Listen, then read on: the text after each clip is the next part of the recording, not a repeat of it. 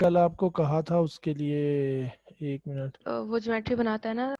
उसमें जो है वो ABCDEF कंपोनेंट दिए हुए 6। पहला इलेक्ट्रॉनिक कन्फिग्रेशन, मैंने आपको ट्रांजिशन मेटल्स की इलेक्ट्रॉनिक कन्फिग्रेशन बताई है।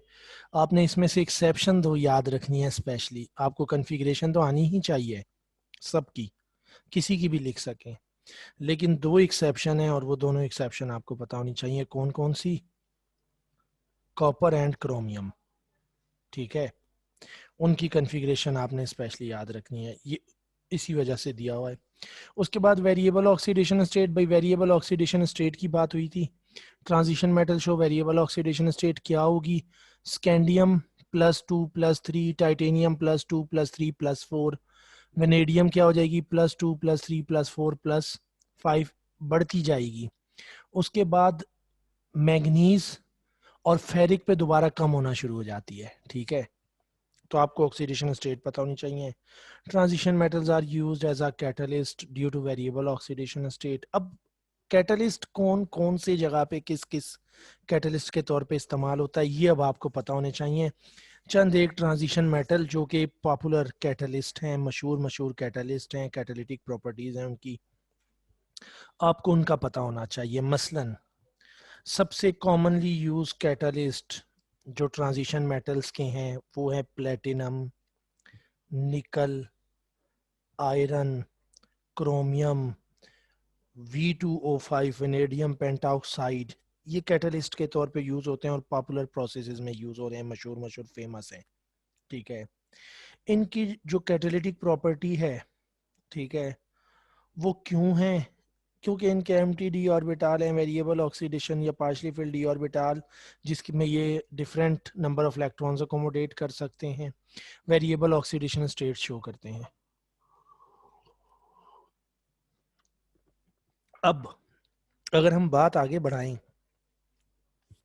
तो हमें इन कैटलिस्ट का पता होना चाहिए कौन सा कैटलिस्ट किस प्रोसेस में यूज हो रहा है, और वो जो पॉपुलर प्रोसेस और जिनमें कौन से कैटलिस्ट फेमस फेमस हैं वो कौन कौन से हैं। एक तो हैबर्स प्रोसेस है, आपको हैबर्स प्रोसेस का कैटलिस्ट मालूम होना चाहिए। क्या है हैबर प्रोसेस का catalyst?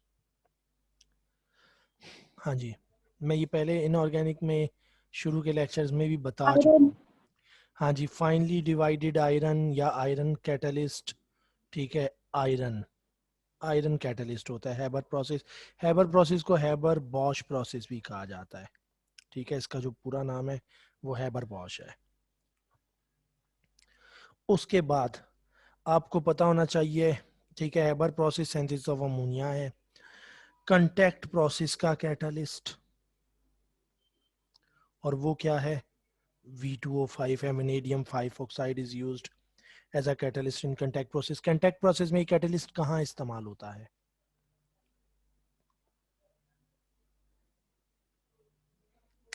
For conversion of SO2 into SO3।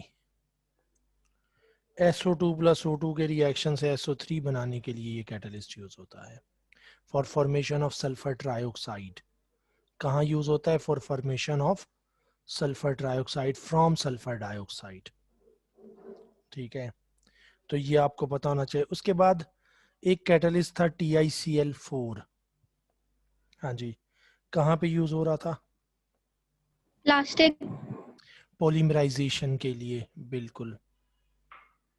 Polymerisation में टाइटेनियम टेट्राक्लोराइड कैटलिस्ट यूज होता है इथीन से पॉलीथीन बनाने के लिए स्पेसिफिकली, और हाई क्वालिटी पॉलीथीन बनाने के लिए हम इसे यूज करते हैं, ठीक है। इसके अलावा आपने पढ़ा निकल, प्लेटिनम या प्लेडियम कैटलिस्ट यूज होता है कहाँ पे? कैटालिटिक हाइड्रोजिनेशन में। और निकल is use for manufacture of vegetable oil, vegetable ghee from vegetable oil, ठीक है, vegetable ghee from vegetable oil, उसमें निकल यूज होता है इंडस्ट्री में। वैसे ये तीनों कैटालिटिक हाइड्रोजिनेशन के कैटलिस्ट हैं जो कि कैटालिटिक हाइड्रोजिनेशन में इस्तेमाल होते हैं, तो आपको इन कैटलिस्ट का पता होना चाहिए। इसके अलावा कॉपर मेटल कैटलिस्ट बहुत मशहूर है, ठीक है, कहाँ यूज हो रहा था कॉपर मेटल कैटलिस्ट? इसका भी एक रिएक्शन आपको मालूम होना चाहिए, आपने पढ़ा हुआ है। बेंजीन की फॉर्मेशन फ्रॉम इथाइन। हाँ, कॉपर ट्यूब इथाइन से फ्रॉम बेंजीन टू इथाइन, लेकिन इससे ज़्यादा पॉपुलर इसका जो रिएक्शन है वो है ऑक्सीडेशन ऑफ अल्कोहल या oxidation, catalytic oxidation of alkanes. ठीक है, अल्केन टू अल्कोहल, हाइड्रोकार्बन की ऑक्सीडेशन अल्कोहल में, अल्कोहल की एल्डिहाइड, एल्डिहाइड की कार्बोक्सिलिक एसिड, तो ऑक्सीडेशन वगैरह में यूज़ होता है। ऑक्सीडेशन ऑफ अल्कोहल्स, नॉर्मली हम अल्कोहल से रिएक्शन स्टार्ट करते हैं, अल्कोहल्स कह लें, अल्केन्स कह लें, उसकी ऑक्सीडेशन में। उसके अलावा दूसरा आपने जो बताया, ठीक है, फ्रॉम एसिटाइलिन, एसिटाइलिन से बेंजीन बनाने में। तो आपको ये कैटलिस्ट वगैरह और इनके प्रोसेस याद रखने हैं, ठीक है। और V2O5 एक और जगह भी यूज़ किया था आपने, और वो कौन सा रिएक्शन था? Oxidation of benzene. बेंजीन में, बेंजीन से मैलिक एसिड, मैलिक एनहाइड्राइड वगैरह यस बनाने सर। के लिए, ठीक है, मैलिक एनहाइड्राइड बनता है। तो वहाँ पे भी हमारे पास वेनेडियम पेंटाऑक्साइड कैटलिस्ट होता है। अब इसके बाद, ठीक है, ये कुछ कैटालिटिक प्रॉपर्टी की रीजन वेरिएबल ऑक्सीडेशन स्टेट है, और ये वो कैटलिस्ट हैं जो कि पॉपुलर मशहूर हैं, तो आपको पता होने चाहिए यूज एज अ कैटलिस्ट। उसके बाद दिया हुआ है फॉर्मेशन ऑफ कॉम्प्लेक्सेस। भाई फॉर्मेशन ऑफ कॉम्प्लेक्सेस मैंने शुरू में डिस्कस किया था कॉम्प्लेक्स की नेमिंग से पहले, कि भाई कॉम्प्लेक्स बनता है by reaction of Lewis acid with Lewis base, जिसमें कोऑर्डिनेट कोवेलेंट बॉन्ड बनेगा। ये फॉर्मेशन ऑफ कॉम्प्लेक्सेस का रिएक्शन है, आपको ये बात पता होनी चाहिए इसमें, ठीक है। उसके बाद आपको जो है वो कंपोनेंट ऑफ कॉम्प्लेक्सेस पता होने चाहिए, कॉम्प्लेक्स के कौन कौन से कंपोनेंट हैं आपको पता है सारे। एक जो कॉम्प्लेक्स आयन है उसमें एक लिगेंड है, दूसरा सेंट्रल मेटल एटम है, ठीक है। लिगेंड एनाइन, कैटाइन या न्यूट्रल मॉलिक्यूल होगा which donate electron pair to central metal atom. Central metal atom generally transition metal होगा। उसके बाद जो number of ligand, number of ligand नहीं, number of electron pair donated by ligand to the central metal atom are called coordination number. Coordination number हम किसे कहते हैं? जितने electron pair central metal atom को लिगेंड डोनेट करेंगे वो उसका कोऑर्डिनेशन नंबर होगा उस कॉम्प्लेक्स का। उसके बाद कोऑर्डिनेशन स्फीयर हम किसे कहते हैं? Central metal atom along with ligand is called coordination sphere. इन दोनों को मिला के कोऑर्डिनेशन स्फीयर बन रहा होता है। और उसके बाद हमारे पास है oxidation state of central metal atom, और वो क्या होती है? वो जैसे हम नॉर्मली आयन की ऑक्सीडेशन स्टेट मालूम करेंगे, sum of oxidation state is equal to charge on ion, उसी तरीके से मालूम की जाती है। इसके बाद अगला टॉपिक है colour of transition metal complexes. तो भाई colour of transition metal complexes हमने अभी डिस्कस किए कि कलर क्यों होंगे। भाई कलर होंगे due to d d transition, और डी डी ट्रांजिशन कैसे होगी? डी ऑर्बिटल स्प्लिट होगा टू सेट ऑफ ऑर्बिटल में, एक को हम कहेंगे T2G, दूसरे को कहेंगे EG, ठीक है। और T2G से EG में जाएगा और वापस आएगा, तो इसकी वजह से कलर होगा, इसे डी डी ट्रांजिशन कहा जाएगा।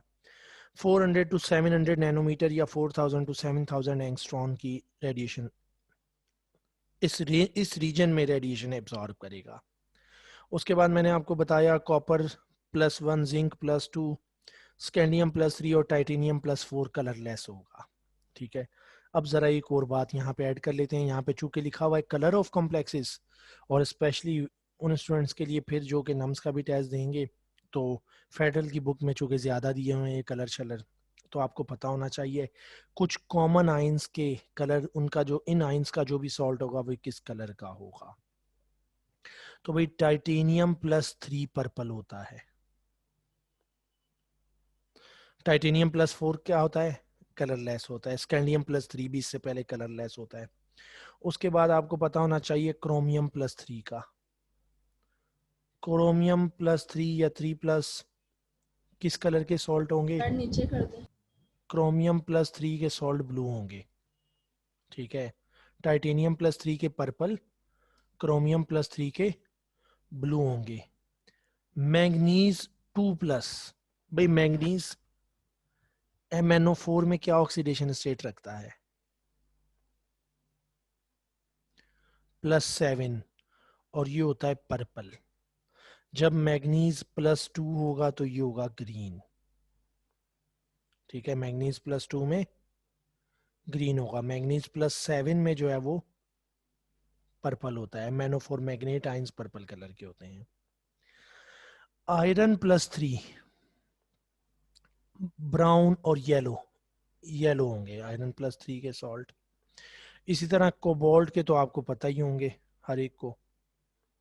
कोबाल्ट +2 में ब्लू, निकल +2, भाई निकल +2 ग्रीन सॉल्ट बनाता है, ठीक है।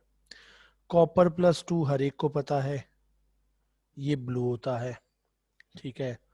और जिंक, अगेन जिंक +2 ये कलरलेस होगा, ठीक है। तो ये कुछ कलर भी ज़हन में रख लें, अच्छी बात है, ठीक है। आपको पता है स्कैंडियम +3 टाइटेनियम +4 कलरलेस हो गए, जिंक +2 कलरलेस हो गया। अब आपको कॉपर +2 इसमें से पहले ही पता है ब्लू होता है, और निकल +2 भी हर एक को पता है ग्रीन होता है, ठीक है। अब बाकी वो 4-5 रह गए, titanium +3 purple, chromium +3 blue, manganese +2 green, iron हर एक को पता है ब्राउन और येलो कलर का होगा, ठीक है। ये जिंक आयरन के ऑक्साइड्स वगैरह इनका कलर जहन में रख लें, जंग लगता है brown brown yellow yellow colour का होता है, तो उससे येलो जहन में रख लें, ठीक है। इसके बाद है आपके पास कलर के बाद geometry of complex ion with coordination number 4 and 6। तो भाई 6 की हमने कहा ऑक्टाहेड्रल, सर 4 जी सर कोबाल्ट +2 की पिंक नहीं होती थी? कोबाल्ट +2 पिंक होता तो है कोई, लेकिन अब देख लेते हैं किस ऑक्सीडेशन स्टेट में। मुझे कोबाल्ट +2 मैं सर्च कर लेता हूँ, हो सकता है मुझे कंफ्यूजन लगा हो।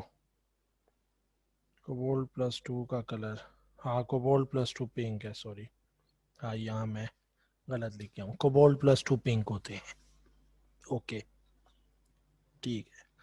निकल +2 green, copper blue, zinc colourless, iron yellow, ठीक है। कोबाल्ट +2 पिंक, ठीक है, ये मैंने गलत बताया था आपको, ये मुझे कंफ्यूजन हुई, ठीक है जी, बिल्कुल सही कह रही हैं, कोबाल्ट +2 पिंक होगा, ठीक है। बाकी भी एक नज़र देख लीजिएगा, क्योंकि मुझे जितने याद हैं या जिस उससे याद हैं मैंने आपको जनरली बता दिए, ठीक है। मैग्नीज +2 और चेक कर लीजिएगा अगर आपको टाइम मिले, ठीक है।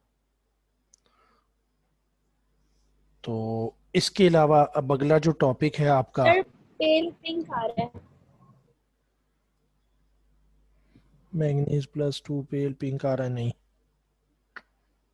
नहीं, इसको हम ग्रीन ही कहेंगे, पेल पिंक नहीं होगा, ये कोई स्पेसिफिक सॉल्ट के लिए होगा।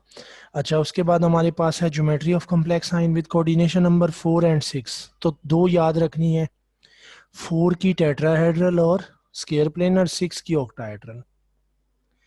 अब 4 में टेट्राहेड्रल मोस्टली, ज्यादातर टेट्राहेड्रल ही होती है, ठीक है। इसमें अब जो एमसीक्यूज आएगा, आपसे किसी स्पेसिफिक कॉम्प्लेक्स की एग्जांपल नहीं पूछी जाएगी कि बताओ इसकी ज्योमेट्री क्या होगी, क्यों?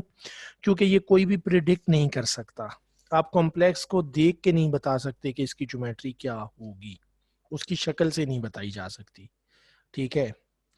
जो ज्योमेट्री प्रिडिक्ट होगी, जो वो होगी, वो उसके स्ट्रक्चर से, जब उसका क्रिस्टल स्ट्रक्चर आता है, ठीक है, एक्सपेरिमेंटली इंस्ट्रूमेंट के जरिए उसका एनालिसिस किया जाता है, उससे पता चलती है। इसलिए इस तरह की कोई नॉन एग्जाम्पल के अलावा नहीं आ सकती कि भाई ज्योमेट्री बता दें, ठीक है। मैंने कहा जहां पे भी CL आ जाएगा, ठीक है, या लार्ज साइज का BR वगैरह आ जाएगा, तो ये टेट्राहेड्रल ही होगा, याद रखना है, ठीक है। एक एग्जाम्पल मैंने आपको सिस्प्लेटिन बता दी स्क्वायर प्लेनर की, दूसरी स्क्वायर प्लेनर की और एक एग्जाम्पल CuNH3 4, ठीक है, ये भी स्क्वायर प्लेनर होगा, ठीक है। यहाँ हाइब्रिडाइजेशन sp3 होगी और यहाँ हाइब्रिडाइजेशन dsp2 होगी, ठीक है। हमने कल बात की थी कि ये जो जनरली हाइब्रिडाइजेशन पे डिपेंड कर रही होती है। Geometry of complex depend upon hybridization and ligand, इन दो चीज़ों पे डिपेंड करेगी, क्योंकि अगर ये लीगेंड मोनोडेंटेट के बजाय बाईडेंटेट हो जाए तो भी ज्योमेट्री बदल जाती है, चाहे कोऑर्डिनेशन नंबर 4 ही हो, लिगेंड बाइडेंटेट हो, तो फिर ज्योमेट्री बिल्कुल मुख्तलिफ आएगी और वो कॉम्प्लेक्स केस हो जाएंगे, बड़े सिंपल नहीं बचेंगे। तो हम उसकी बात नहीं कर रहे, ना हमारी ऐसी एग्जाम्पल है नाम से पूछी जा सकती हैं, ठीक है। लेकिन जो एग्जाम्पल नॉन है वो आपको पता होनी चाहिए। तो उसमें हमारे पास दो एग्जाम्पल आ गई हैं, एक सिस्प्लेटिन और एक CuNH3। ये जो है ये स्क्वायर प्लेनर हो जाएंगे, ठीक है, ये भी स्क्वायर प्लेनर कॉम्प्लेक्स है, ठीक है। तो दो एग्जाम्पल ये याद रखनी है। उसके बाद जहाँ 6 कोऑर्डिनेशन नंबर होगा तो वहाँ पे क्या होगा, ऑक्टाहेड्रल होगा बस, ठीक है। यहाँ पे लिखा हुआ है 6 और 4 की, लेकिन थोड़ा सा इजाफा और कर लेते हैं। जहाँ ऑक्टाहेड्रल होगा वहाँ पे एंगल भी आपको पता होना चाहिए, और ऑक्टाहेड्रल के जो एंगल होते हैं, ऑक्टाहेड्रॉन, रेगुलर ऑक्टाहेड्रॉन, ये शेप है ना रेगुलर ऑक्टाहेड्रॉन की, ठीक है। तो इसके ऑल एंगल्स 90 के होते हैं, ठीक है।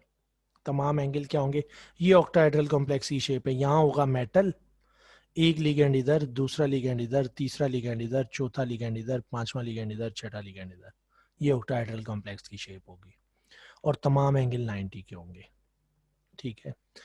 5 की बात भी थोड़ी सी कर देते हैं। जब 5 कोऑर्डिनेशन नंबर होगा तो मेटल, लिगेंड, लिगेंड, लिगेंड, तीन एक प्लेन पे होंगे, चौथा और पांचवा इधर होगा। ये पायरामिडल बाई पायरामिडल शेप होगी, और बाई पायरामिडल में एंगल 120 और 90 का होगा।